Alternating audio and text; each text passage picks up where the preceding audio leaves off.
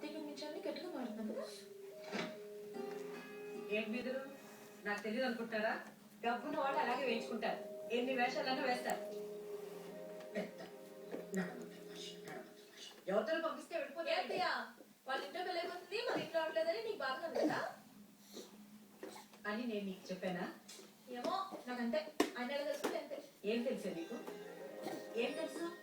పుట్టిన 3 నెలలకి అమ్మా నాన్న చనిపోతే సొంత తమ్ముడు కూతురు అనుకుంటూ చూడకుండా నేను ఇక్కడ తీసుకొచ్చి వదిలిపెట్టేశాను. చిన్ని కాలేజ్ సీట్ కోసం ఎవరికైనా తెలిసిన వాళ్ళు చెప్తారేమో అని వాళ్ళ ఇంటికంటే పరాయి వాళ్ళ పెద్దోడిని 4 గంటలు నిలబెట్టారంట. ఎంత బాధపడ్డారు వాడు. ఎప్పటికప్పుడు ఇలాగే చేశారు. ఎప్పుడైనా మన మనుషులా చూసారా? పోనీ లేని వాళ్ళ ఇంటికంటే ఏం చెప్పట్టుకొచ్చింది, ఏం నగలు పెట్టుకొచ్చింది, ఎవరికి కావాలంట? ఇదిగో ఆయన వచ్చారు. ఈ వేషాలన్నీ అక్కడ ఇవ్వచ్చు.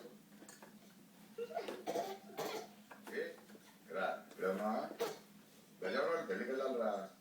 ఎవరిది? ఎవరిదే ఇంట్రా నా నోడదే.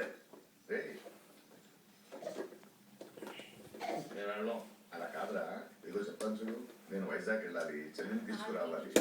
నేను ప్రాయవాడు కాదు కదరా, చక్కగా తెలిసిన వాళ్ళు 4 వస్తారు. ఎరా వెళ్ళని తెలిసినప్పుడు ఎందుకు వెళ్ళమంటారు? నువ్వు రెడీ అవ్వు. వాళ్ళు వాళ్ళ ఎక్స్ట్రా అయినా వాళ్ళ లిస్ట్ లో నుంచి ఎప్పుడో తీసాను. మంచోడ్రా బాబు, లిస్ట్ తీసేయడాలు మనుషులు ముఖ్యం కానీ. అలా కాదు కదా మావయ్య, నువ్వు పెళ్ళికన్నా వెళ్తే నువ్వేం చేస్తున్నావు బాబు అని అడగని పెళ్ళిలా నుండి చెప్పడం